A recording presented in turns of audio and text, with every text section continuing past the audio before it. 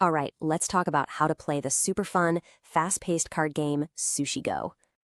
So Sushi Go is a quick card game for 2 to 5 players. In this explainer, we're going to learn how to play in just about 5 minutes. Let's get you ready for your very first game. Okay, so what's the goal? It's super simple. Get the most points.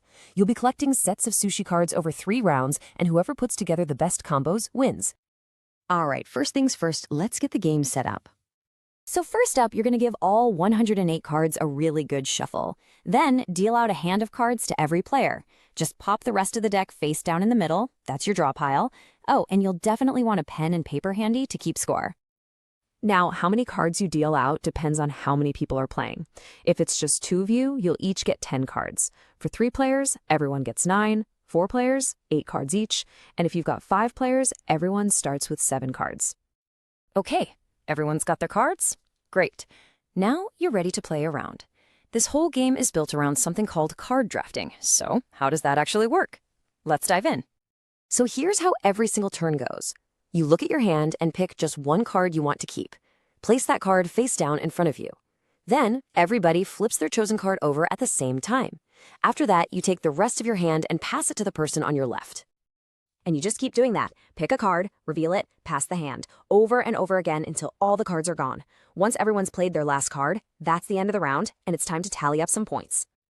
So the big question is, how do you actually score points? Let's take a look at these cards and see what they're worth. Okay, first up, Tempura and Sashimi.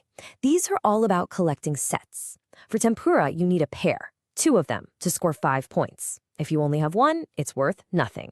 Sashimi is even more all or nothing. You need a trio, a set of 3, to get a sweet 10 points.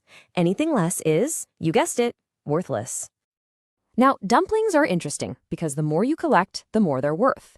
1 dumpling gets you 1 point. 2 gets you 3 points. Get all the way up to 5 or more, and you get a whopping 15 points. So you really have to decide if you're going to go all in on dumplings. All right, let's talk maki rolls. For these, you're not counting the cards themselves. Instead, you're counting a little maki icons at the top of the card. Some cards have 1, some have 2, some have 3. You just add them all up at the end of the round. At the end of the round, whoever has the most maki icons gets 6 points, and the player with the second most, they get 3 points. Now, what happens if there's a tie for first place? Well, you split those 6 points evenly. But be careful, because if you tie for first, nobody gets the second place points. Nigiri cards are probably the most straightforward. They're just straight up points. Squid nigiri is worth 3 points, salmon nigiri gets you 2, and egg nigiri is worth 1. Simple as that. But wait, you can make your nigiri even better with wasabi. Here's how it works. You play a wasabi card first. Then, on a later turn, the very next nigiri card you play goes right on top of it. And bam, its value is tripled. So that 3-point squid nigiri, it's suddenly worth an incredible 9 points. Chopsticks are a really cool special action card. On your turn, you can play it like any other card. Then, on a future turn, when you get a hand you really like, you can use them. Just shout Sushi Go, pick 2 cards from that hand to keep, and then, this is important, you put the chopsticks card back into the hand before you pass it on. It's like trading 1 action for 2.